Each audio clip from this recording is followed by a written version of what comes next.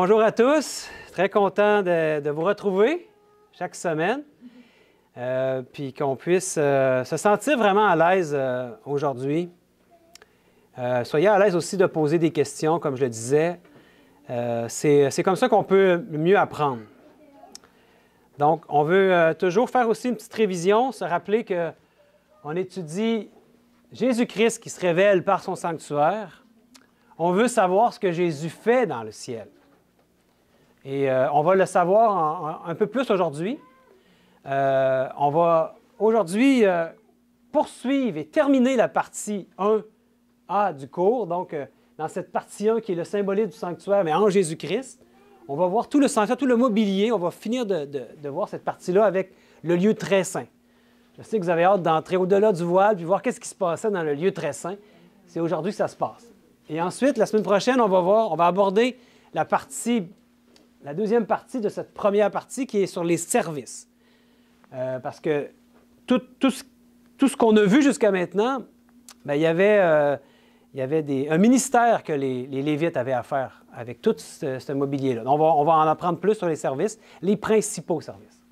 Et ensuite, on va reprendre toute cette symbolique-là, mais voir qu'est-ce que maintenant ça symbolise, mais en nous. Toujours basé sur les Saintes Écritures. Hein? C'est toujours avec les Saintes Écritures qu'on va avancer.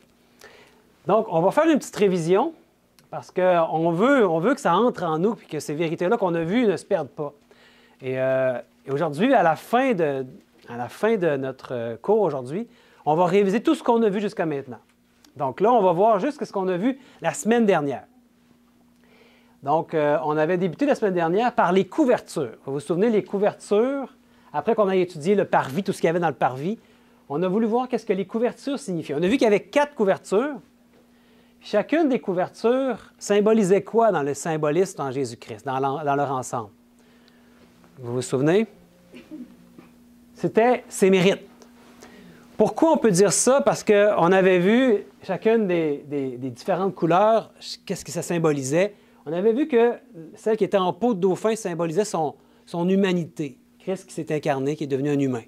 Et c'est ce qu'on voyait quand on regardait le sanctuaire. On ne peut pas voir à l'intérieur, plus loin, on voyait ça. Ensuite, on voyait le rouge symbolisait la mort de Jésus-Christ.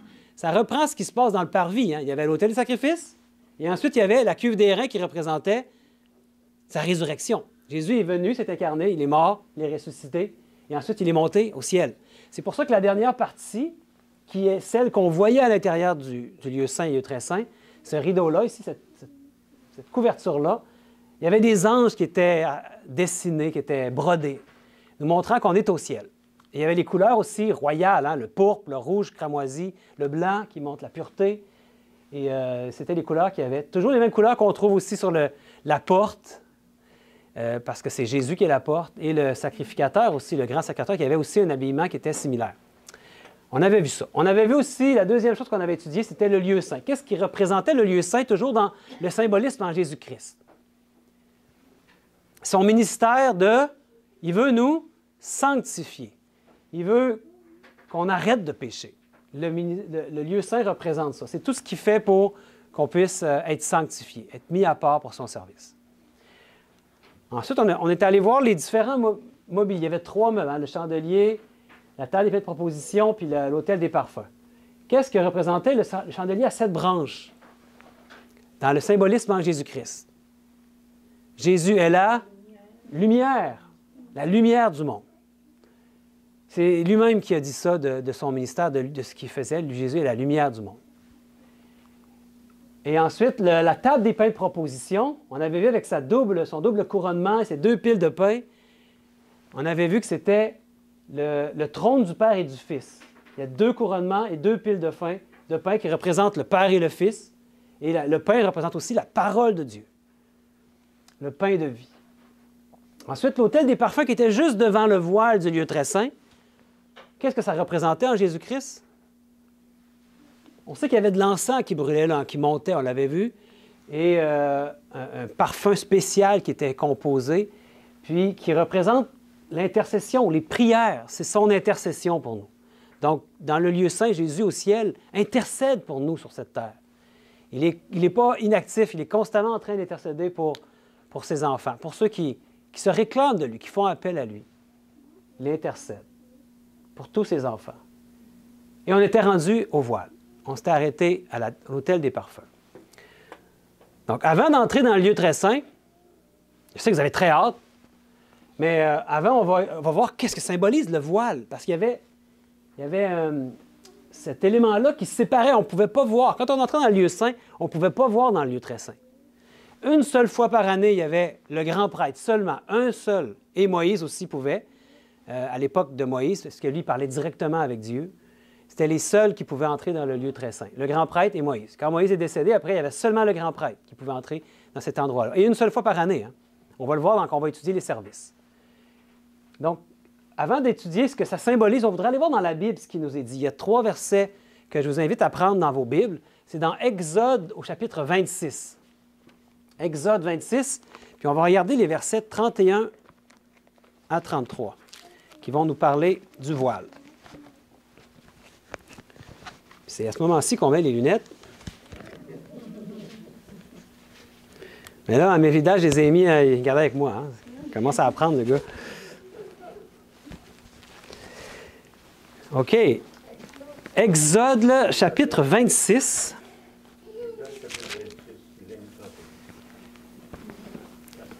Puis laissez-le ouvert dans Exode, on va y revenir pour d'autres parties. Exode 26, 31 à 33. Il est écrit « Tu feras un voile bleu, pourpre et cramoisi et de fin lin retors. Il sera artistement travaillé et l'on y représentera des chérubins.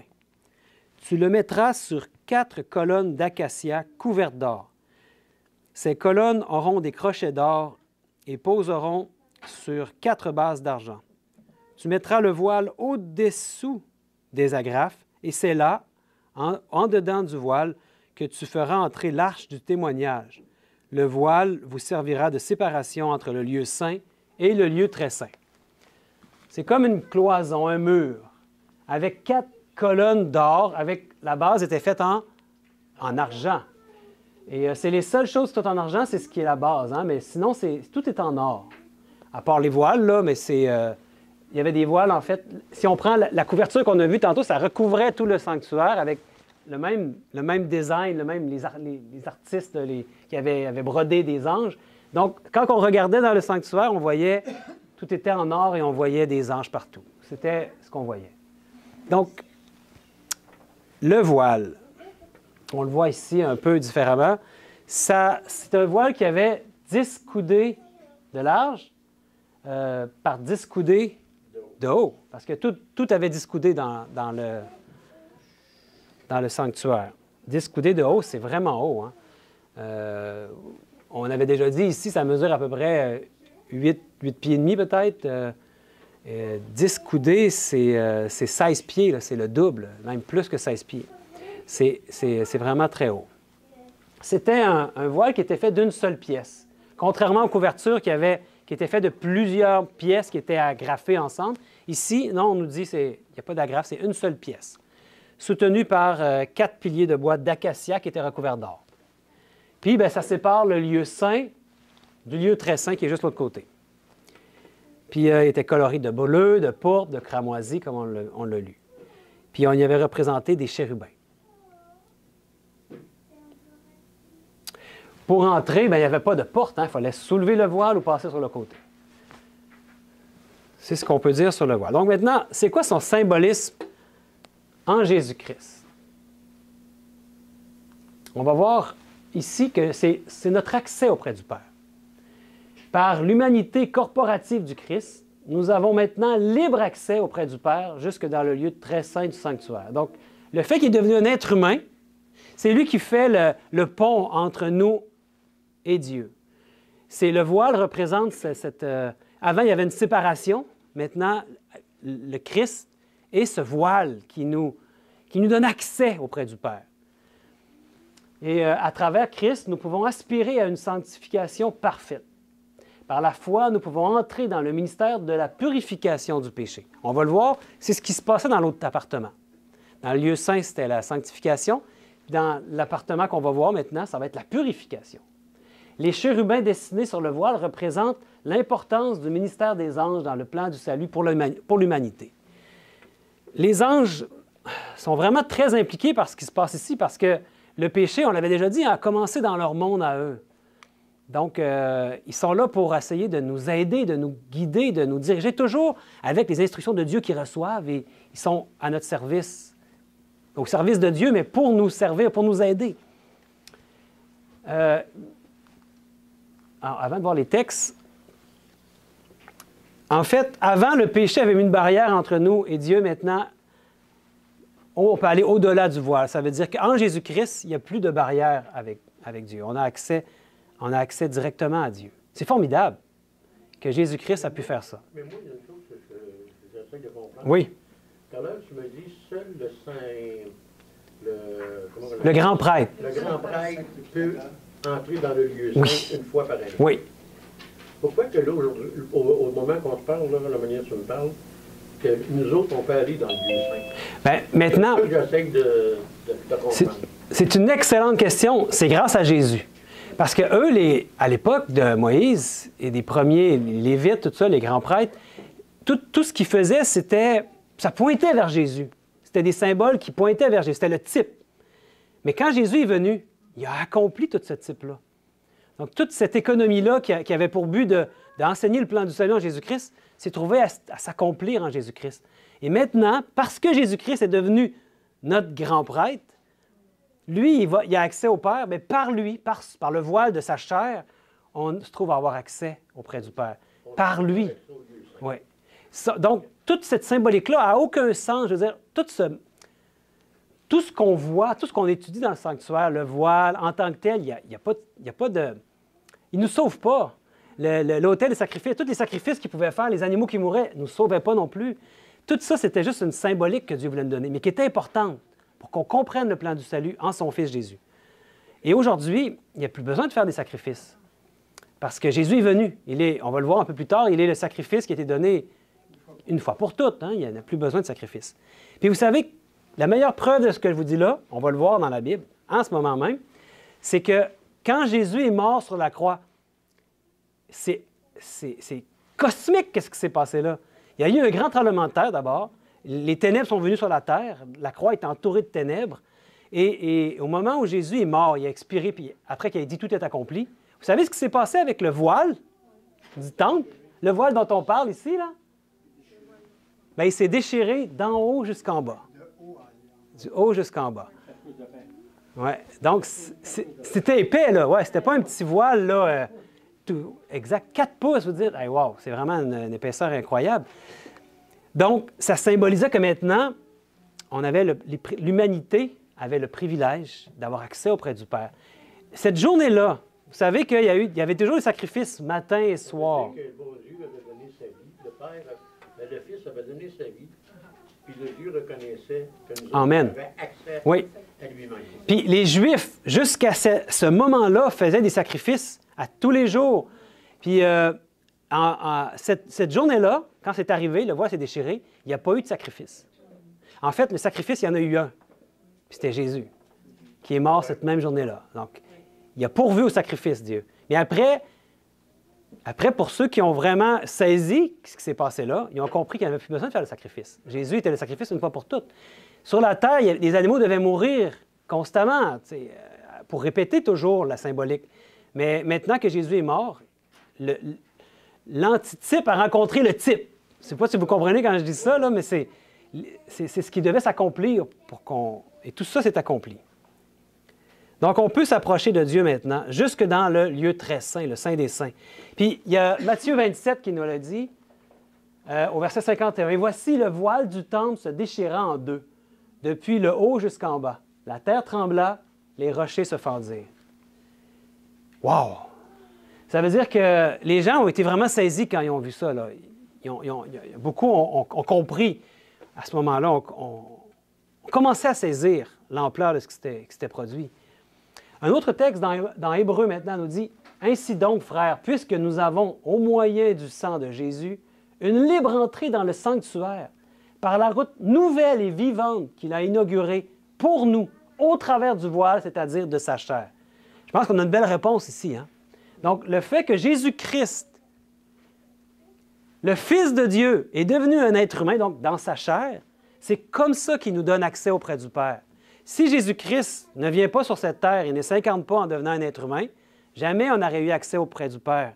C'est par son incarnation, sa vie, sa mort maintenant et sa résurrection qu'on a accès auprès du Père. Donc, c'est une route nouvelle.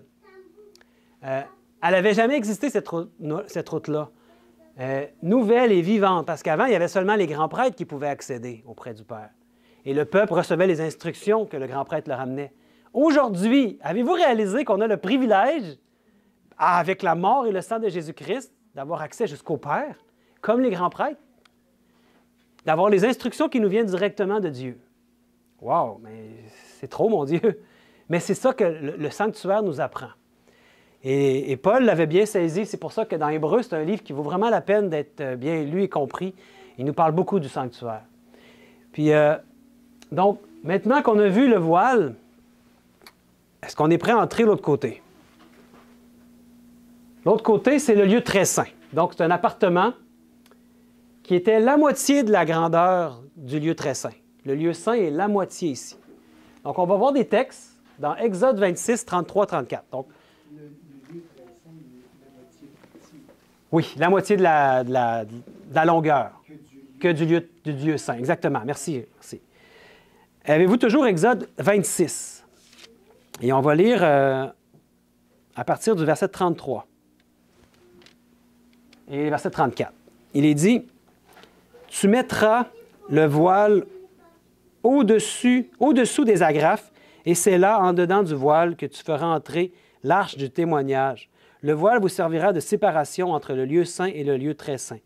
Tu mettras le propitiatoire sur l'arche du témoignage dans le lieu très saint. » Donc, dans le lieu très saint, il y a un seul meuble. On le voit ici, c'est l'arche de l'Alliance, ou l'arche du témoignage. C'est la même chose. Ici, on voit, là, il y avait comme un petit contenant. Il y avait l'encensoir d'or. Et il y avait le petit contenant pour emmener le sang quand, une fois par année, il emmenait le sang jusqu'au-delà du voile. Et il y avait l'encensoir d'or qui permet de faire de la fumée aussi. On va le voir quand on va parler des services plus à fond. Et c'est une pièce, dans le fond, qui est spéciale parce qu'elle est cubique. C'est vraiment intéressant parce que ça a 10 coudées de long. L'autre partie ici, on se souvient, elle avait 20 coudées, on l'avait lu, 20 coudées. En tout, c'était 30 coudées. Donc, 10 coudées ici, 10 coudées ici. Puis la hauteur était toujours de 10 coudées. Donc, 10 fois 10 fois 10, c'est comme un cube parfait. C'est 1000, hein? C'est intéressant, le 1000 ici. On pourra en reparler. Donc, 10 coudées, c'est 5 mètres. Pour ceux qui aiment mieux en mètres, c'est vraiment impressionnant. Donc, c'est le deuxième appartement de la tente d'assignation. Et sur l'arche de l'Alliance, c'est ici, dans ce qu'on appelle la Shekinah, que Dieu manifestait sa présence. On va en parler un peu plus de la Shekinah dans quelques instants. Mais Dieu a manifesté sa présence dans cet endroit et c'était dans le lieu très saint que ça se passait, sur le propitiatoire. Et une fois par année, au jour des expiations, que les Juifs appellent le Yom Kippour, le jour du grand pardon, c'est à ce moment-là que le souverain sacrificateur seul pouvait y entrer pour accomplir le service de purification, qu'on va étudier. Ça se trouve dans Lévitique. Mais on veut savoir, le lieu très saint, qu'est-ce qui symbolise en Jésus-Christ? Quelle est cette partie de son ministère qui symbolise le lieu très saint? Je l'ai déjà dit tantôt, c'est le ministère de Jésus dans le lieu saint, c'était la sanctification. Mais ici, le lieu très saint, c'est son ministère de purification. Il est en train de purifier son peuple. Cette pièce représente le ministère de la purification du sanctuaire qui doit s'accomplir avant le retour de Jésus-Christ. Dieu est en train de purifier un peuple avant son retour. On les appelle les 144 000. C'est l'accomplissement de l'Évangile éternel. Et par cette purification, Christ prépare son Église à le recevoir lors de son retour. Et en fait, qu'est-ce qu'il fait dans cet endroit-là? Il continue à intercéder pour son peuple. Mais il intercède maintenant pour extirper tout péché de la vie de ceux qui se réclament d'être des enfants de Dieu, d'être son peuple. D'aller jusque dans les moindres recoins de nos vies pour enlever le péché. On va le voir un peu plus tard, même le péché inconscient, il veut l'éliminer de notre vie. Il veut enlever, dans le fond, toute impureté en nous rendre aptes à la translation de nos corps en un corps de gloire incorruptible. La Bible nous dit que quand il va revenir, il va nous transformer en un instant, en un clin d'œil. Et vous savez, quand Jésus revient sur les nuées du ciel, il revient avec tous les anges, il revient dans sa gloire. Cette gloire-là, il y a des êtres humains qui vont être vivants, qui vont la voir. Il va y avoir deux catégories de personnes. Il va y avoir des gens qui vont dire, ils ne peuvent pas supporter toute cette gloire-là. Ils vont dire, montagne, rocher, tombez sur nous et cachez-nous devant la face de celui qui revient, parce que cette gloire-là, on ne peut pas la supporter. Ils sont anéantis par cette gloire-là. Et d'autres vont être capables de supporter cet avènement-là glorieux. Pourquoi? Ben, c'est ce que Jésus est en train de faire dans ce peuple-là, les 144 000, les purifier le péché en eux. Donc, pendant un certain laps de temps avant le retour de Jésus, il y a un peuple qui va se tenir debout, sans péché. Et là, vous allez dire, Sébastien, c'est impossible, on ne peut pas pécher, on est tous des pécheurs. C'est sûr, si on regarde à nous, on ne peut pas pécher. Mais si on regarde à Jésus-Christ, c'est lui qui vit en nous. Christ va faire ce que lui seul peut accomplir en nous. Et c'est ce qu'il est en train de faire. Et quand maintenant on sait ce qu'il est en train de faire, puis on va le voir de façon formidable quand on va étudier le service de purification, maintenant on peut prier Dieu en sachant qu'est-ce qu'il fait au ciel, puis en voulant lui donner ce qui s'attend. Et en fait, nous avons, la dernière génération de chrétiens vivant sur cette terre, le privilège, l'honneur de pouvoir, en quelque sorte, j'oserais dire, blanchir la réputation de Dieu, qui est accusé devant l'univers. Puis Dieu veut démontrer que c'est possible aux êtres humains, si Christ vit en eux, de vivre sans péché. C'est fort, hein? Je sais que c'est fort. On va voir qu'il y a un moment dans l'histoire, on va l'étudier un peu plus tard, pas aujourd'hui, mais qu'il y a son ministère, le jugement d'investigation qui a débuté. Il y a un moment dans l'histoire où Jésus a changé d'appartement. Comme dans le lieu saint, les prêtres allaient à tous les jours, puis une fois par année, ils allaient dans le lieu très saint.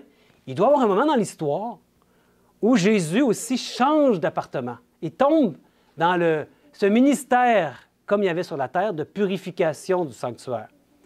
Faites-vous-en pas, on va voir dans les prophéties qu'il y a un moment dans l'histoire où Jésus a commencé le jugement de son peuple et a commencé ce travail de purification de son peuple. C'est déjà débuté. On est vraiment proche de la fin, en fait. Puis c'est pas pour rien que vous êtes ici aujourd'hui, parce que Dieu se prépare un peuple. Puis il y a besoin, vous savez, on n'est pas nombreux à étudier ce message-là. D'abord, le sanctuaire, ce n'est pas un message qui est très glamour, je ne sais pas comment le dire, là. Les gens, quand on parle de l'Apocalypse, oui, il y a plus de monde, mais quand on parle du sanctuaire, mais pourtant, le sanctuaire, si on veut savoir ce que Jésus fait, puis on veut lui. Tu sais, on peut prier, mon Dieu, pardonne-moi mes péchés que j'ai faits aujourd'hui. On peut prier comme ça tous les jours. C'est merveilleux. Dieu veut qu'on prie pour le pardon des péchés. Mais à un moment donné, il veut qu'on arrête de pécher. Il veut qu'on apprenne que le péché, ça n'a pas sa place pour un chrétien. Puis là, il veut qu'on entre avec lui là où ce qui est rendu présentement, dans le lieu très saint. C'est là qu'il veut nous amener, par la foi. Puis maintenant qu'on sait où ce qui est rendu, on va pouvoir le prier. Mon Dieu, purifie-moi de tout péché. Aide-moi à avoir la victoire sur tous les péchés. Et c'est ce qu'on va voir. Si vous continuez dans ce cours-là, de plus en plus, c'est ce qu'on va voir jusqu'où il va aller. C'est quoi l'application de tout ça? Il veut effacer tout péché repenti. Apocalypse 11, 18 nous dit « Les nations se sont irritées et ta colère est venue. Et le temps est venu de juger les morts. » Ça va être intéressant de voir c'est quand ce temps-là. De récompenser tes serviteurs, les prophètes, les saints et ceux qui craignent ton nom, les petits, les grands, et de détruire ceux qui détruisent la terre. On peut le dire aujourd'hui, les êtres humains sont capables de détruire la terre. Hein? Quelques boutons à peser, c'est fait. Et le verset continue. « Et le temple de Dieu dans le ciel fut ouvert, et l'arche de son alliance apparut dans son temple. Et il y eut des éclairs, des voix, des tonnerres, un tremblement de terre et une forte grêle. » Il y a un moment dans le ciel où le temple est ouvert et on voit l'arche de son alliance. C'est par Jésus qu'on peut avoir accès à l'arche de l'alliance. Puis ce langage-là vient exactement de ce qu'on est en train d'étudier. Donc, c'est vraiment intéressant de voir qu'est-ce que ça nous dit, ça, dans l'Apocalypse. Que le temple de Dieu fut ouvert dans le ciel et qu'on a vu l'arche de son alliance. Faites-vous en pas, c'est des choses on va y revenir. Et dans Jérémie, il nous est dit, « Mais voici l'alliance que je ferai avec la maison d'Israël après ces jours-là. » Donc après son entrée dans le lieu très saint. « Maintenant, hein, dit l'Éternel, je mettrai ma loi au-dedans d'eux, je l'écrirai dans leur cœur. » C'est ce que Dieu a toujours voulu faire avec tous les enfants de cette terre, toutes les époques. Il va enfin réussir dans une génération d'écrire la loi dans leur cœur. Vous savez, la loi, ça ne nous sauve pas. C'est Jésus-Christ qui nous sauve. Jésus-Christ a accompli la loi parfaitement dans sa vie. S'il vit en vous, c'est certain qu'il va faire la loi en vous. Et en fait, il va même faire plus. Il va l'écrire où? Dans notre cœur. On n'a pas besoin de lire la loi pour savoir comment agir. Elle est écrite dans notre cœur. Et c'est jusque-là que Dieu veut nous amener. « Et je serai leur Dieu et ils seront mon peuple. » Et le verset 34 nous dit « Celui-ci n'enseignera plus son prochain, ni celui-là son frère, en disant « Connaissez l'Éternel, car tous me connaîtront, depuis le plus petit jusqu'au plus grand, dit l'Éternel, car je pardonnerai leurs iniquités et je ne me souviendrai plus de leurs péchés. » Il veut même effacer nos péchés de la surface de l'univers, en fait, que nos péchés n'existent plus. Et dans Daniel 8, 14, il me dit « 2300 soirs et matins, puis le sanctuaire sera purifié. » C'est une prophétie ici qu'on va étudier. Aujourd'hui, on va terminer le symbolique du sanctuaire. Puis dans les prochaines semaines, on va étudier vraiment qu'est-ce que ça signifie, ça, que le sanctuaire va être purifié. Quand est-ce que cette période-là de 2300 soirs et matins, qui représente un jour pour un an, donc 2300 années, quand est-ce que ça a commencé? Quand est-ce que ça a terminé? Donc, est-ce qu'on est présentement dans cette période-là de purification, ce grand jour antitypique des expiations ou de purification de son peuple? C'est ce qu'on va vouloir savoir et on va le découvrir. Mais ce ne sera pas aujourd'hui. Donc, l'Arche de l'Alliance, au-delà du voile, le lieu saint, le lieu très saint, on a vu que c'était son ministère de purification. Mais que symbolise maintenant ce meuble, ce seul meuble qu'il y avait dans le lieu très saint? Il doit être sûrement très important, ce meuble, vu l'importance de ce que Jésus est en train de faire dans cet appartement, dans son dernier ministère avant qu'il puisse revenir sur cette terre. On va prendre nos Bibles. Il y a des versets qui nous parlent de l'Arche de l'Alliance. Ça se trouve dans Exode 25, donc le chapitre juste avant, et à partir du verset 10 jusqu'au verset 21. Vous l'avez trouvé? OK. Au verset 10, il est écrit « Ils feront une arche de bois d'acacia. Sa longueur sera de 2 coudées et demie, sa largeur d'1 coudée et demie, et sa hauteur d'1 coudée et demie. Tu la couvriras d'or pur. Tu la couvriras en or. Tu la couvriras en dedans et en dehors. Et tu y feras une bordure d'or tout autour. Tu fondras pour elle 4 anneaux, et tu les mettras à ses 4 coins. 2 anneaux d'un côté et 2 anneaux de l'autre côté. Tu feras des barres de bois d'acacia, et tu les couvriras d'or. Tu passeras les barres dans les anneaux sur les côtés de l'arche pour qu'elles servent à porter l'arche. Les barres resteront dans les anneaux de l'arche et n'en seront point retirées. Tu mettras dans l'arche le témoignage que je te donnerai. Tu feras un propitiatoire d'or pur. Sa longueur sera de 2 coudées et demie et sa largeur d'1 coudée et demie. Tu feras 2 chérubins d'or. Tu les feras d'or battu aux 2 extrémités du propitiatoire.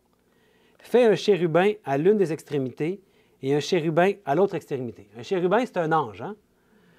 Vous ferez les chérubins sortant du propitiatoire à ces 2 extrémités. Les chérubins étendront les ailes par-dessus, couvrant de leurs ailes le propitiatoire, et se faisant face l'un à l'autre. Les chérubins auront la face tournée vers le propitiatoire. Verset 21. Tu mettras le propitiatoire sur l'arche, et tu mettras dans l'arche le témoignage que je te donnerai. Intéressant. Donc, il y a beaucoup d'informations. On nous parle d'une arche, on nous parle d'un propitiatoire. On va tout comprendre ça. En premier, voici ici qu'est-ce que... on n'a pas donné la hauteur des chérubins. Donc, vous allez voir que certaines images de l'arche, les chérubins sont beaucoup plus petits, donc d'autres sont plus hauts. Dieu n'a pas cru bon de nous donner la hauteur. Ça veut dire que l'artiste pouvait y aller avec son inspiration. Donc, on a vu que c'est un coffre de 2,5 coudées par 1,5 coudées par 1,5 coudées de haut. Donc, la largeur et la hauteur étaient égales. Il y avait 2,5 coudées de haut. Toujours construit de bois d'acacia, puis recouvert d'or, bien sûr. Hein? Puis, autant en dedans qu'en dehors, parce qu'à l'intérieur, bien, c'est un coffre. Hein? Ici, en dessous du couvercle, c'est un coffre. Et à l'intérieur du coffre, c'était en or aussi. Puis, son couvercle, qu'on appelle aussi le propitiatoire, c'est la partie d'en haut ici. On va les décortiquer. On va prendre les deux séparément ensuite. Mais le couvercle ici était d'or pur, d'or massif. Hein? Quand même quelque chose d'imposant. Puis il y avait 2 chérubins aux ailes déployées qui se faisaient face, puis qui étaient sculptés sur le couvercle. Puis une bordure d'or tout autour, couronne d'or. Puis aussi, on avait vu qu'il y avait 4, on a lu qu'il y avait 4 anneaux, puis il y avait des barres qu'on mettait. Les barres, c'est parce que jamais les Lévites touchaient à l'arche. On va voir d'ailleurs des histoires étonnantes, là, qu'à un moment donné, quand ils ont touché à l'arche, qu'est-ce qui s'est produit? Oui, hein, c'est arrivé, puis à un moment donné, ils ont compris, on ne touche pas à l'arche. Mais quand ils prenaient l'arche, ils la soulevaient par les barres. Et les barres restaient toujours, n'étaient jamais retirées. Qu'est-ce qu'il y avait à l'intérieur? On a dit, hein, le témoignage. En fait, c'était les 2 tables de la loi. Les 10 commandements que Moïse avait reçus sur la montagne étaient redescendus avec et il l'avait mis dans l'arche de l'Alliance, dans le coffre. Donc, il était composé de 2 parties. L'arche de l'Alliance, c'était le coffre et le propitiatoire. Vous savez, même les gens du monde aujourd'hui connaissent l'arche de l'Alliance. Peut-être qu'ils ne savent pas que ça vient de la Bible, mais moi, quand j'étais jeune, hein, Indiana Jones, vous connaissez ça? Indiana Jones, des aventuriers de l'Arche perdue. Hein, l'histoire, c'est que Hitler et les Allemands voulaient se donner un pouvoir incroyable en trouvant l'Arche. Ils auraient pu penser avoir un pouvoir et devenir très puissant et gagner la guerre. Donc, non, jamais l'Arche a été trouvée. Hein. On se rappelle que l'Arche avait été cachée lorsqu'il y avait eu l'Empire babylonien qui était venu et qui avait capturé beaucoup de Juifs à l'époque, ils avaient emmenés à Babylone. Puis avant que la ville soit détruite, avant que le temple soit pillé, des sacrificateurs avaient caché l'arche. Il n'a jamais été retrouvé jusqu'à maintenant. C'est mieux comme ça, je pense.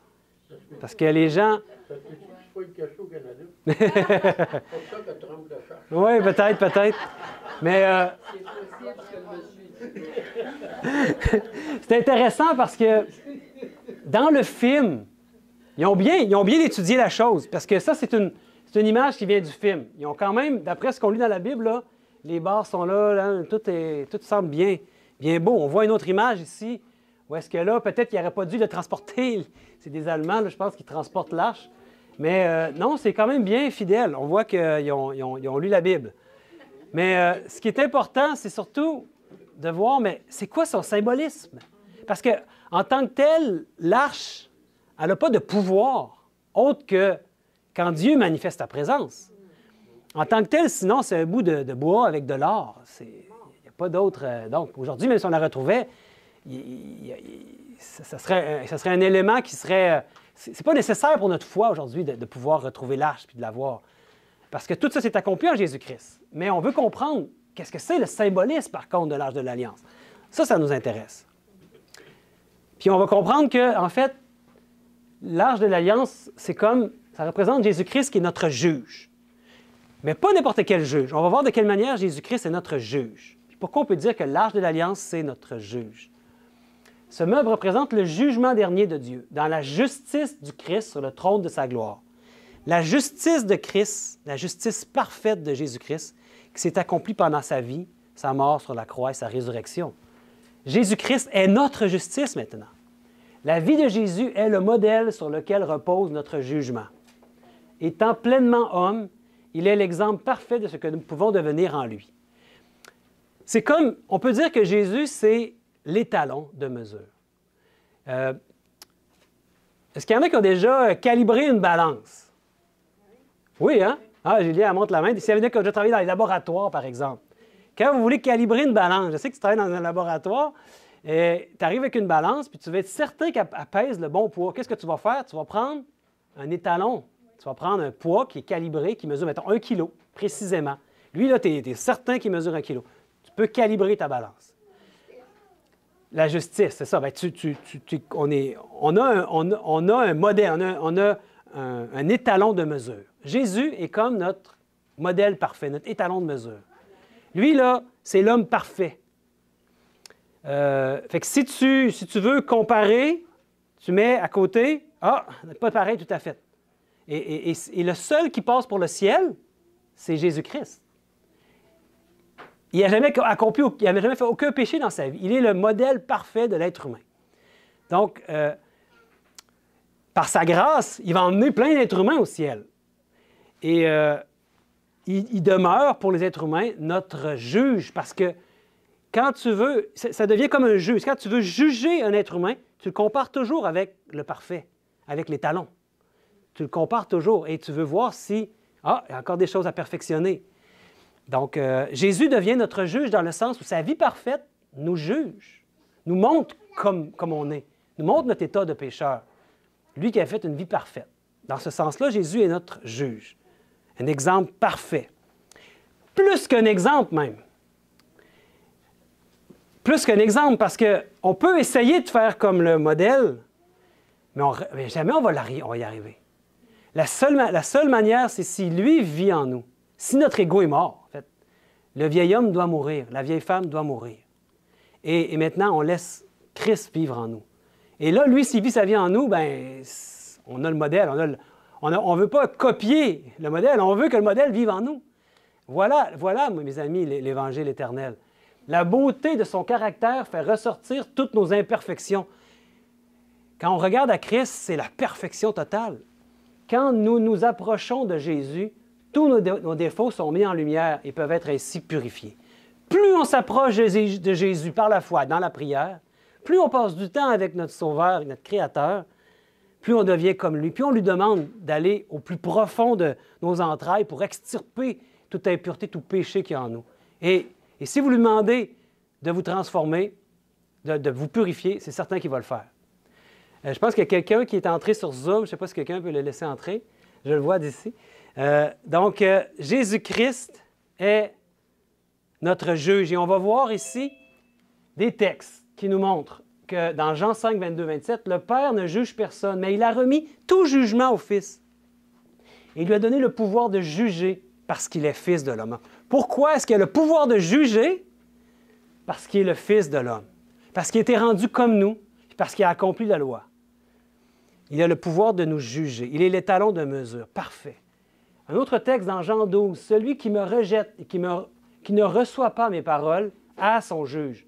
La parole que j'ai annoncée, c'est elle qui le jugera au dernier jour. Donc Jésus n'est pas en train de juger comme on pense à un juge sur cette terre là, qui décide arbitrairement ou d'après un texte de loi. En fait, c'est la personne elle-même qui va se juger. Si tu rejettes Jésus, si tu rejettes la parole, toi-même, tu trouves ton juge. La parole que j'ai annoncée, c'est elle qui la jugera au dernier jour. Donc, on comprend que par notre propre... ceux qui ne seront pas au ciel pour l'éternité, la vie que Dieu nous a toujours préparée, ça va pas être de la faute de Dieu, ça va être par leur propre choix, leur propre décision. C'est eux qui vont trouver leur juge par la parole de Dieu, puis par la vie de Jésus-Christ, qui devient un juge. Et dans l'Apocalypse, il disait d'une voix forte, « Craignez Dieu et donnez-lui gloire, car l'heure de son jugement est venue. Et adorez celui qui a fait le ciel, la terre, la mer et les sources d'eau. » Ça fait référence à l'heure de son jugement qui est venu, à ce qui se passait dans le lieu très saint du sanctuaire, où l'Arche de l'Alliance est notre juge. Et il y a un moment dans l'histoire, justement, où on va le voir un peu plus tard, que l'heure de son jugement est venue. On est dans cette période-là de jugement, avant que Jésus revienne. Il est en train de juger son peuple. Et cette chose-là, on la voit dans un commandement de Dieu aussi. Oui, exactement, oui. Ça aussi, on va y revenir un peu plus tard. Mais là, on voudrait voir, je vous ai dit que ça, c'est l'Arche de l'Alliance, mais les deux sections. On veut aller un petit peu plus loin pour comprendre le coffre. Et ensuite, on va voir le propitiatoire ou le couvercle. Qu'est-ce qu'on peut dire du coffre? D'abord, souvent, on nous représente qu'il y avait 3 éléments dans le coffre. Il y avait les 2 tables de la loi, il y avait de la manne qui avait été mangée dans le désert pendant 40 ans, dans un vase, et il y avait la verge d'Aaron qui avait fleuri, où il y avait même des amandes qui étaient sorties des fleurs.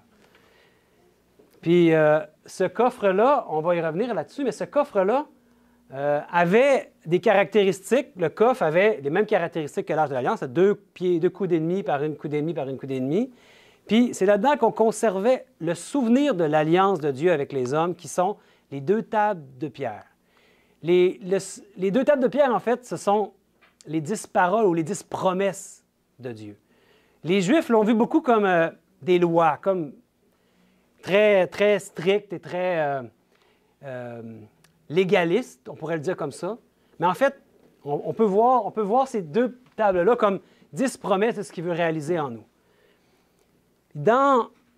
À l'origine, il y avait seulement les 2 tables de la loi qui étaient dans l'arche.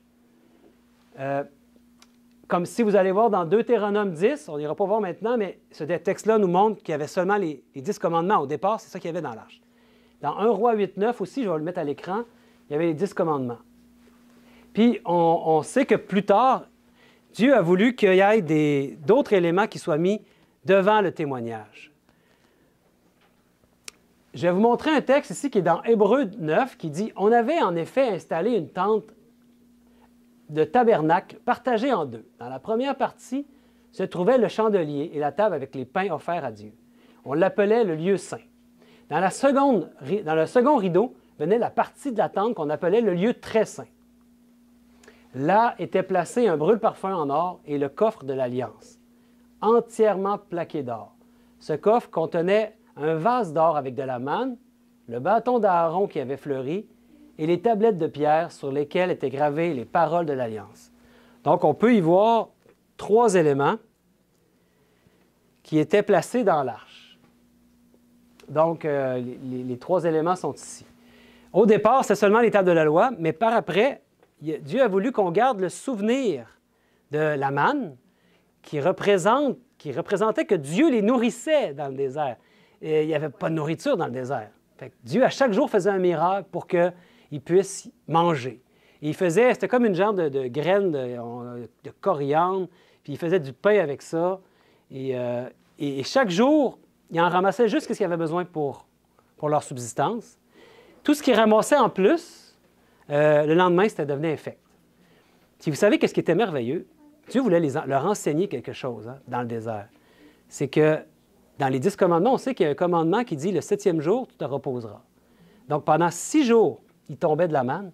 Mais le 7e jour, il ne devait pas sortir en ramasser. Il n'en tombait pas le 7e jour. Mais le 6e jour, il en tombait le double. Fait que tout ce qu'il ramassait le vendredi, il en ramassait en surplus pour qu'il en ait assez pour le samedi. Puis ça ne devenait pas infect le samedi. C'est-à-dire qu'à chaque semaine, Dieu faisait un miracle pour leur montrer l'importance aussi du sabbat de l'Éternel, du 7e jour.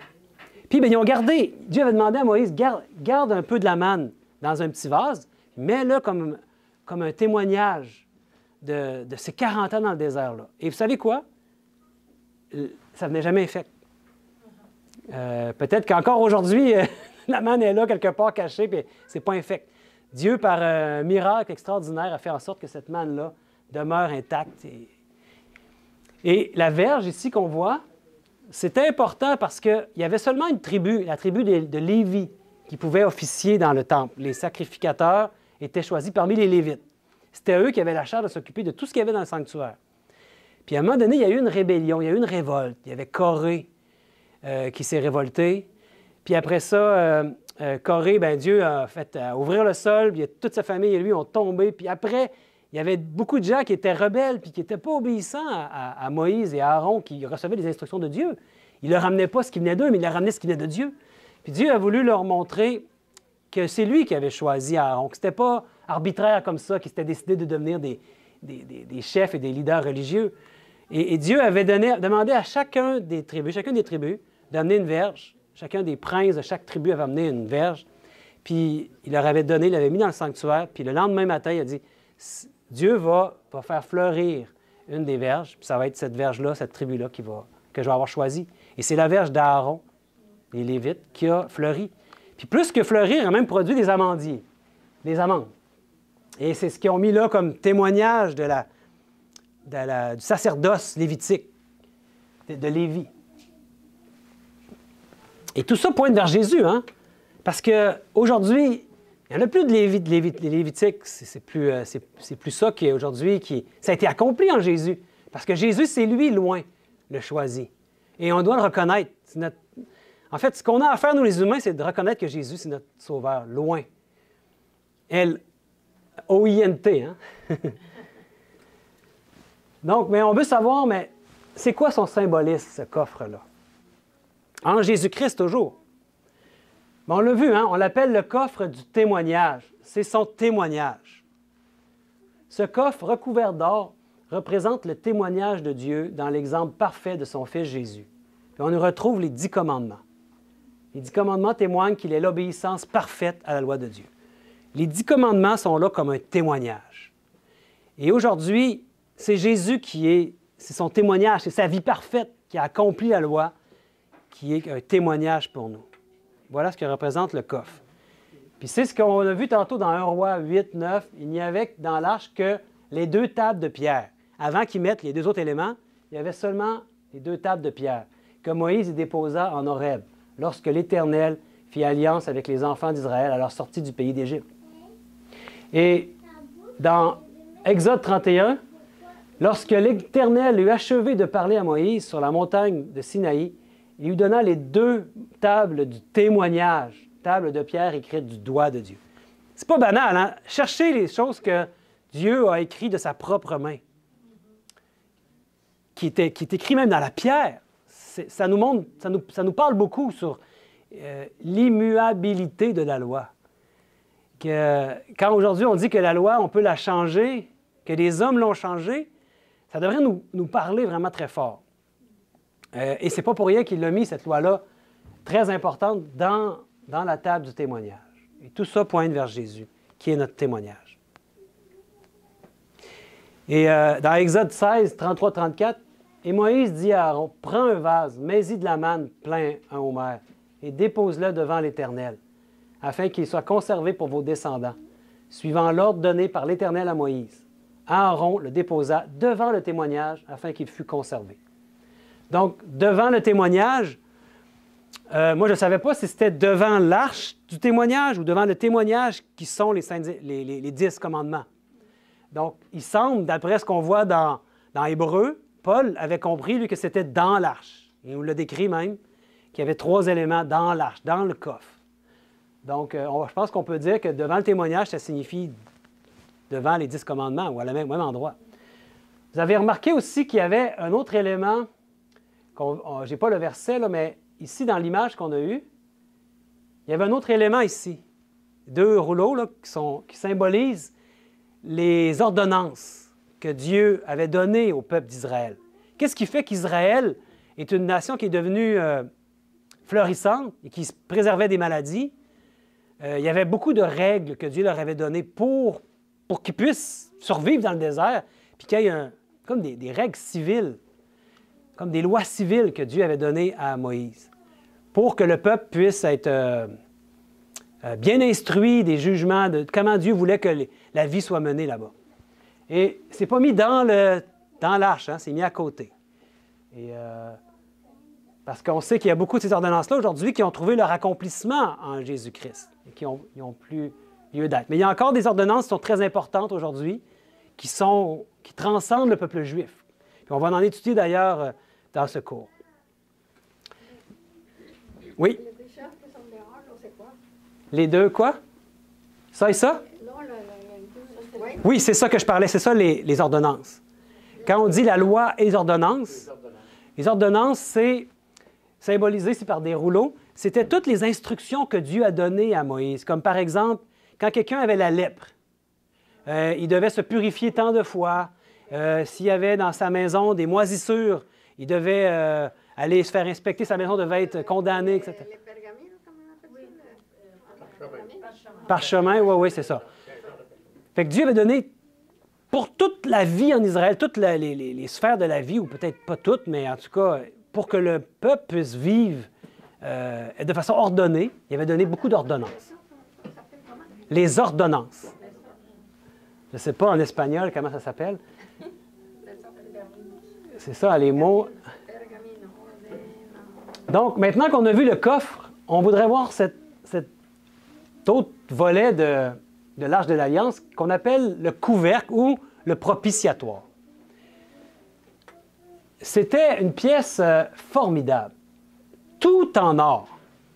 On l'a lu tantôt, hein? Et ça mesurait 2,5 coudées par 1,5 coudées de large, mais la hauteur n'était pas donnée dans la Bible. Comme on l'a vu, donc, ils pouvaient faire les anges plus ou moins hauts. 2 chérubins en or massif, et entre lesquels, ici dans le milieu, c'était là qu'il y avait la Shekinah. La Shekinah, c'était comme une lumière très forte. C'était là que Dieu manifestait sa présence. C'est là qu'il donnait ses instructions au souverain sacrificateur. C'était la présence visible de Dieu. En fait, propitiatoire, c'est un mot qu'on n'utilise pas souvent de nos jours, hein?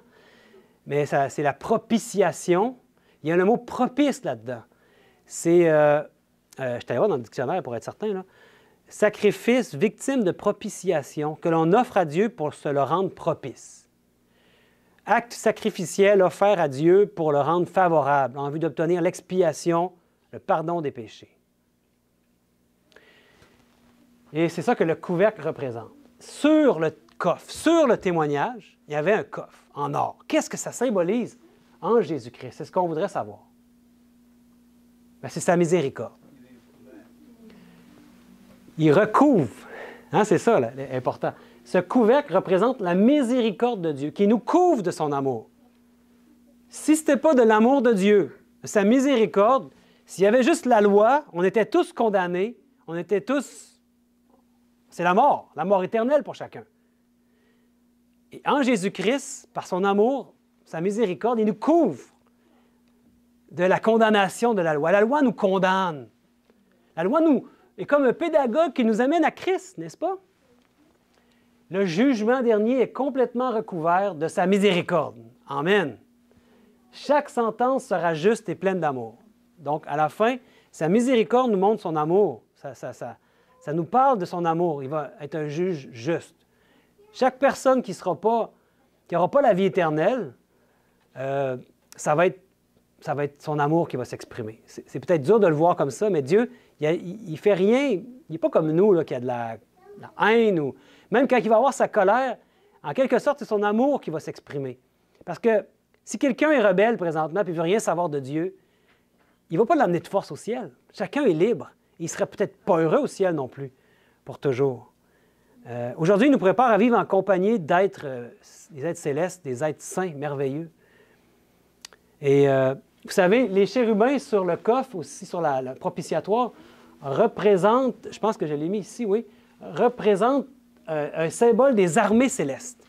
C'est pas pour rien qu'il a mis des chérubins à cet endroit-là, sur le coffre, sur cet endroit-là en or massif.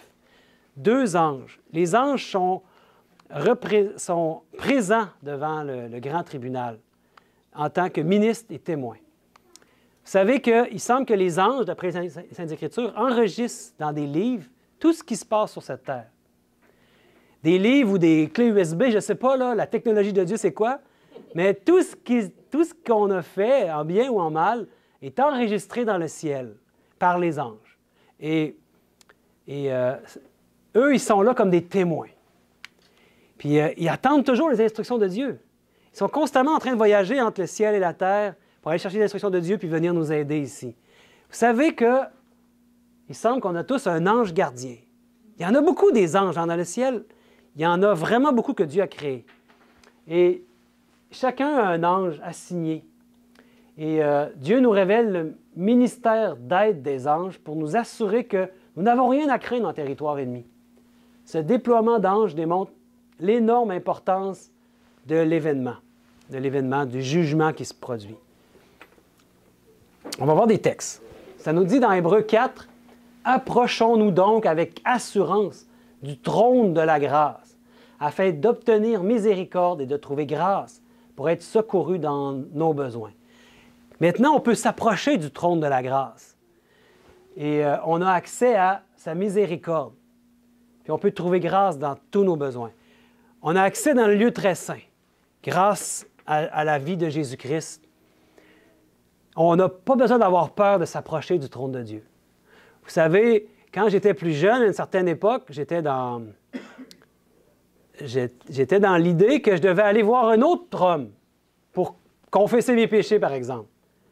Alors que maintenant, on apprend qu'on peut aller directement, on a accès directement au ciel par Jésus-Christ.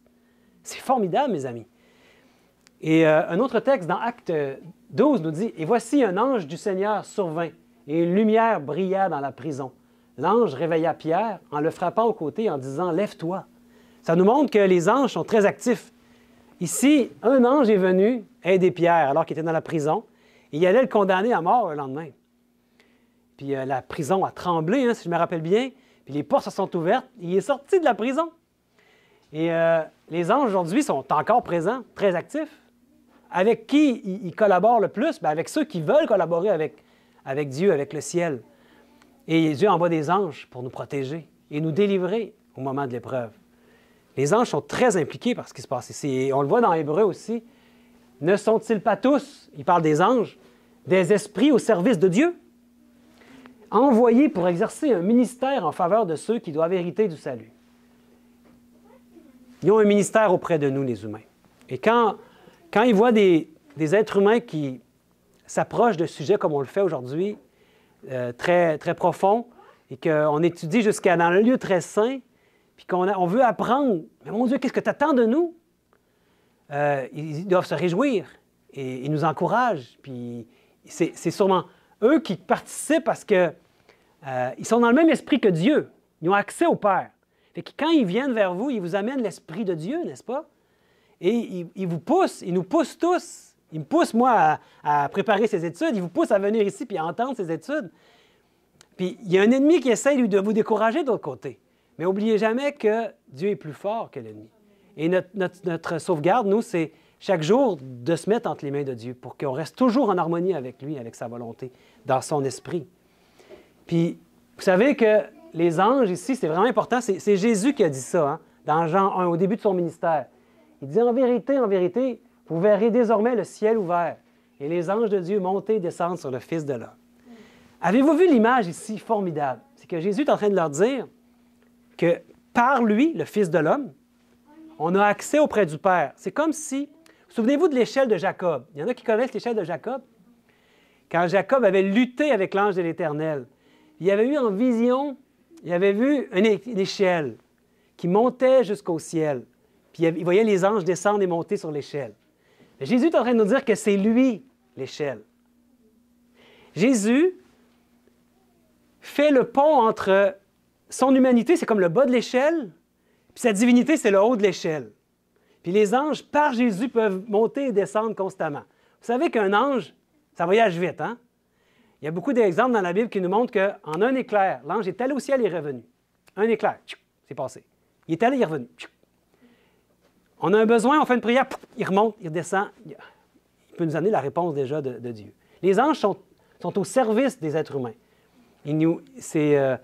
C'est pas leur esprit à eux qui nous amène, c'est l'Esprit de Dieu constamment qui nous amène. Parce qu'ils ils ont accès au Père directement. Et ils montent constamment. Grâce à Jésus, ils peuvent le faire. C'est beau l'Évangile, hein? Dernier élément qu'on va voir pour aujourd'hui. C'est le dernier élément dans cette partie du sanctuaire. C'est un élément très important, c'est la nuée. La nuée. Qu'est-ce que c'est la nuée? On a parlé tantôt qu'il y avait la Shekinah. Hein? On va le voir. On va voir un peu plus sur la Shekinah puis sur cette nuée. On va aller voir quelques textes qui se trouvent dans Exode toujours. Mais on va commencer par Exode 40. Puis après ça, on va revenir à Exode 25, si vous voulez bien. Donc, je vous invite à tourner un petit peu plus loin dans Exode 40, puis on va voir quelques versets, les versets 34 à 38. C'est renversant ce que Dieu avait fait avec la nuée. 34 à 38, l'avez-vous trouvé? Il est dit, « Alors la nuée couvrit la tente d'assignation, et la gloire de l'Éternel remplit le tabernacle. Moïse ne pouvait pas entrer dans la tente d'assignation, parce que la nuée restait dessus et que la gloire de l'Éternel remplissait le tabernacle. » Verset 36. « Aussi longtemps que durèrent leurs marches, les enfants d'Israël partaient quand la nuée s'élevait de dessus le tabernacle. Et quand la nuée ne s'élevait pas, ils ne partaient pas jusqu'à ce qu'elle s'élevât. La nuée de l'Éternel était de jour sur le tabernacle, et de nuit, il y eut un feu aux yeux de toute la maison d'Israël pendant toute leur marche. » Le jour, il y avait une nuée, un nuage. Puis la nuit, il y avait comme une colonne de feu. On va aller voir d'autres textes. Donc là, revenons dans Exode 25. Je pense que ça vaut la peine d'aller voir tous ces textes parce qu'ils sont vraiment, vraiment forts. Exode 25, verset 8. Un tout petit texte ici qui nous dit « Ils me feront un sanctuaire et j'habiterai au milieu d'eux. » De quelle manière il pouvait habiter au milieu d'eux? En tout cas, sa présence était manifeste par cette boule de feu qu'il y avait qui se manifestait par une nuée ou une colonne de feu. Et maintenant, le verset 22. Je suis un peu plus loin dans le chapitre 25. Verset 22. Il dit « C'est là que je me rencontrerai avec toi du haut du propitiatoire entre les deux chérubins, placés sur l'arche du témoignage. Je te donnerai tous mes ordres pour les enfants d'Israël. » Quand il dit « c'est là », il parle de cet endroit qu'on a vu juste entre les deux chérubins, sur le propitiatoire, juste au-dessus de là où il y avait le témoignage, hein? L'arche du témoignage, les 10 commandements. Et un dernier texte dans le chapitre 29 maintenant. Le chapitre 29, je vous fais tourner les pages. Heureusement, on reste dans le même livre. Verset 43, il est dit « Je me rencontrerai là avec les enfants d'Israël, et ce lieu sera sanctifié par ma gloire. » Donc, qu'est-ce qui fait que le sanctuaire était un endroit glorieux, sanctifié? C'était la présence de Dieu. La gloire de Dieu était manifeste. On va voir des images, parce que ça nous aide. En fait, pendant le jour, il y avait une espèce de fumée, on appelle la nuée. C'était comme une fumée qui recouvrait le peuple. Le peuple, ici, on voit, il était tout en ordre, par tribu. Il était assemblé autour de Dieu, autour de la tente. Vous savez que dans le désert, il fait chaud, hein? Tu cherches de l'ombre. Bien, Dieu leur donnait de l'ombrage dans le désert. Parce que 40 ans dans le désert, sous le soleil, je ne sais pas si un peuple est capable de vivre ça, de survivre à ça. Dieu leur donnait un peu d'ombre pour se rafraîchir. Et qu'est-ce qu'il faisait ensuite? Qu'est-ce qu'il y avait en dessous de cette nuée-là? Bien, il y avait la Shekinah. Il y avait une lumière brillante où Dieu était présent. Et c'est ça qu'on appelle la Shekinah. On l'appelle Shekinah écrit comme ça ou Shekinah écrit comme ça avec un C. Ça, c'est le mot en hébreu. On n'a pas traduit ce mot-là en français. Hein? C'est un mot hébreu, Shekinah, qui signifie, c'est un mot féminin qui est hébraïque signifiant présence divine. Donc, ce n'est pas l'entièreté de Dieu qui était dans cet endroit-là, mais sa présence était manifeste. Imaginez-vous la nuit maintenant. C'est formidable. Il y avait une colonne de feu, une colonne de lumière qui montait dans le désert et qui venait comme faire une chaleur pour tout le peuple. Parce que dans le désert, c'est très froid la nuit, hein? Vous savez ça. Puis ça les éclairait en plus. Ça leur donnait toujours une lumière. Toujours, ils savaient, tu te lèves la nuit, tu te réveilles, tu vois une lumière, tu sais que Dieu est avec toi. Dieu était toujours avec son peuple. Et c'était manifeste. Sa présence était là.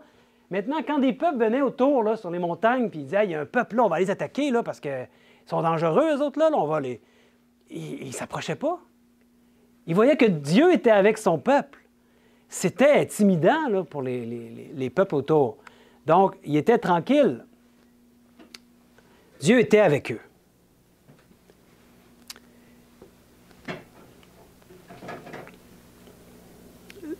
Donc, je pense que j'ai dit tout ce que j'avais écrit ici. Il protégeait le jour son peuple du soleil brûlant, il protégeait la nuit son peuple du froid glacial, puis il dirigeait son peuple dans le désert inhospitalier.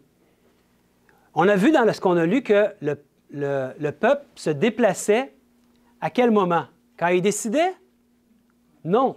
Quand la nuée, à un moment donné, décidait, elle se levait, puis là, elle quittait son endroit, puis elle leur montrait la direction où aller. Mais là, le peuple faisait ses bagages et partait dans cette direction-là. Jusqu'à temps qu'à un moment donné, il s'arrête, il comprenait, OK, c'est là qu'il faut maintenant faire notre camp.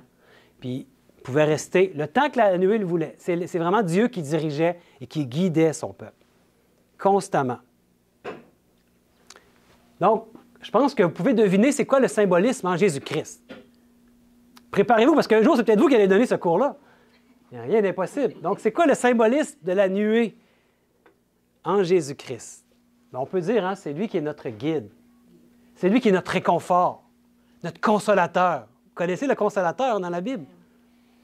Cette nuée représente la divinité du Christ parmi les hommes, les guidant et les protégeant.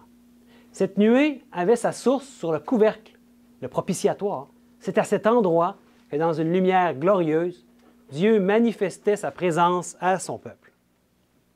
On va voir des textes. 1 Corinthiens 10, 1, 4 nous dit « Frères, je ne veux pas que vous ignoriez que nos pères ont tous été sous la nuée, qu'ils ont tous passé au travers de la mer, qu'ils ont tous été baptisés en Moïse dans la nuée et dans la mer, qu'ils ont tous mangé le même aliment spirituel. » Et le verset 4 nous dit « Et qu'ils ont tous bu le même breuvage spirituel, car ils buvaient à un rocher spirituel qui les suivait, et ce rocher était Christ. » Cette nuée qui se déplaçait dans le désert, c'était Christ.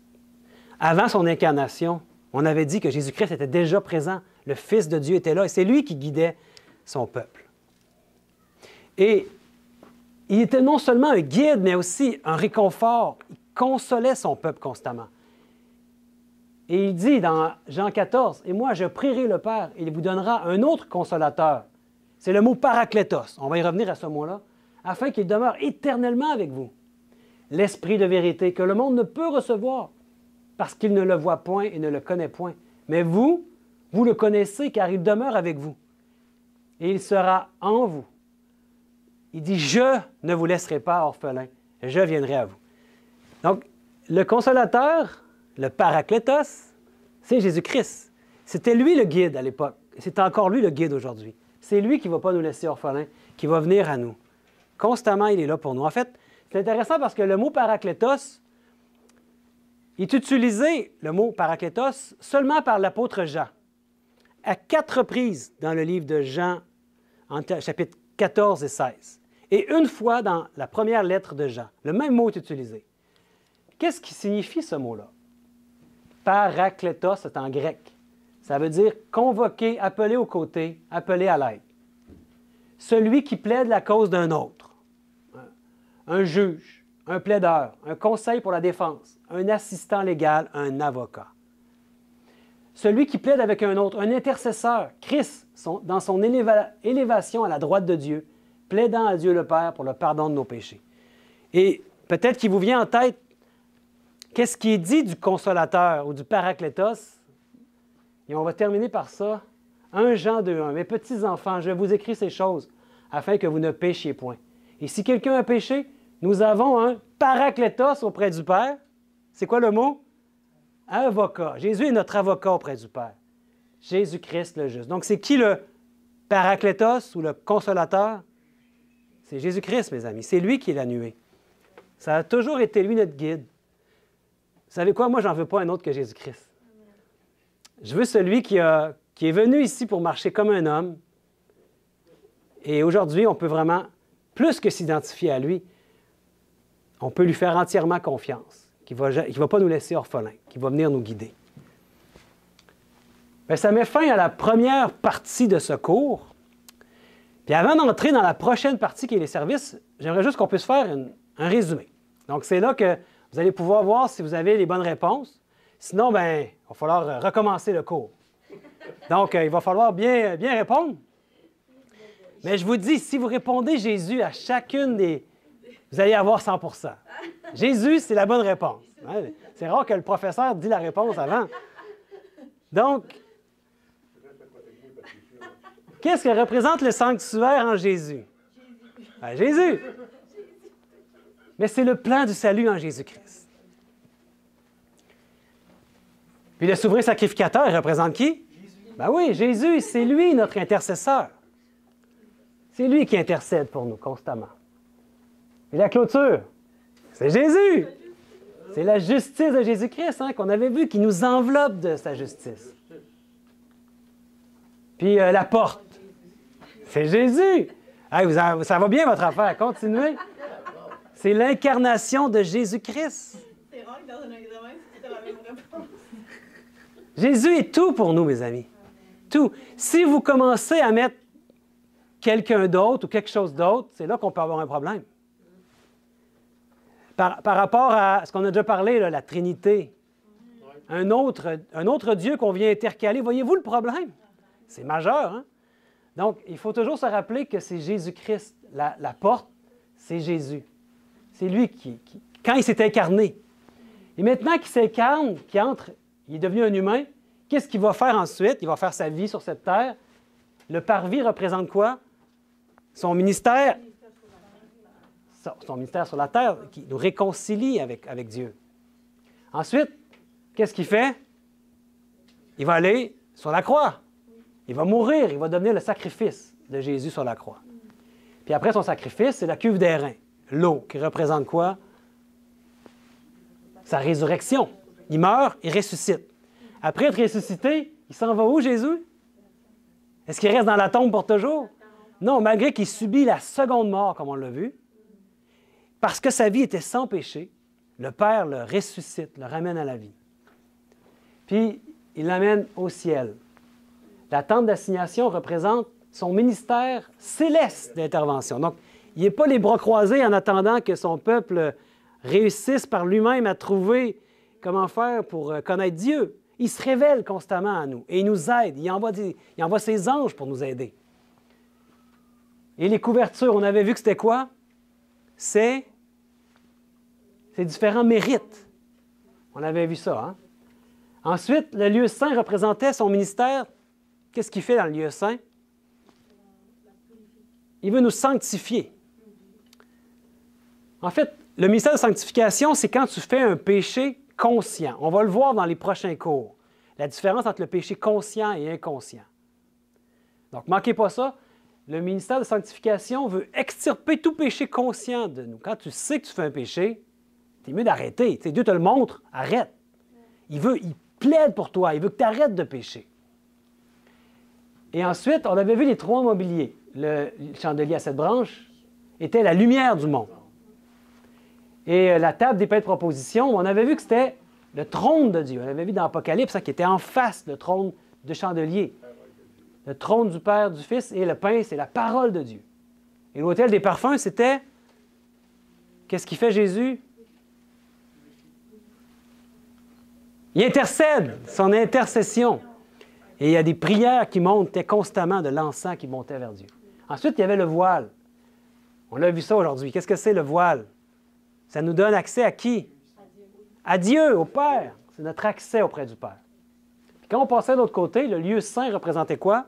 Son ministère de... Là, il veut nous, tu l'as dit tantôt, purifier, amen! Son ministère de purification. Il va aller jusque-là avec nous. Puis là, vous dites, Sébastien, ça en est trop. Nous purifier.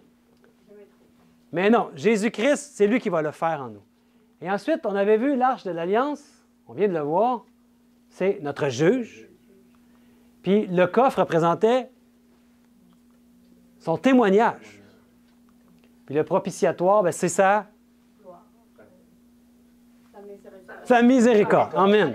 Sa miséricorde, sa grâce, son amour qui couvre, qui nous couvre de nos péchés, qui par sa grâce. La grâce, c'est immérité. Puis il nous restait la nuée qui représente sa présence. C'est un guide, hein? Un guide, notre consolateur aussi. Voilà, mes amis, à suivre la semaine prochaine. Je ne sais pas si vous avez des questions. Vous avez déjà posé vos questions pas mal depuis le début. Mais continuons à étudier ça. Si vous voulez regarder dans Lévitique, vous allez voir ce qui a rapport avec les services. Vous allez voir, il y a beaucoup de détails qui nous est donné. On ne va pas tout étudier la semaine prochaine sur les services parce qu'il y en a, ça serait vraiment très, très long. Mais on va regarder les principaux services, puis surtout, qu'est-ce qui symbolise en Jésus-Christ. Donc, si vous voulez bien, on va se prosterner. On va demander à Dieu, on va demander à Dieu de nous donner la persévérance dans ce cours.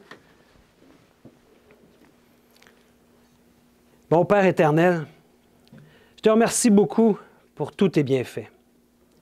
Merci de nous permettre d'être rassemblés, d'être présents pour ce cours où tu veux nous donner des révélations sur le plan du salut en ton Fils Jésus-Christ. Veuille continuer de nous éclairer, bon Père, et de nous protéger chaque jour et de nous guider par ton Esprit, par ton Fils qui est toujours présent comme il a promis de jamais nous abandonner. Puis il est là aujourd'hui avec nous. Et il est tout prêt à nous aider, à nous guider à chaque jour de notre vie. Qu'on puisse, mon Père, apprendre à se confier en toi à tous les jours et que tu puisses faire en sorte que la semaine prochaine, on poursuive cette étude, qu'on aille encore au-delà, encore plus loin dans les révélations que tu veux nous donner. Je te prie que tu nous protèges alors qu'on va retourner à la maison, au nom et par les mérites de Jésus-Christ. Amen. Amen.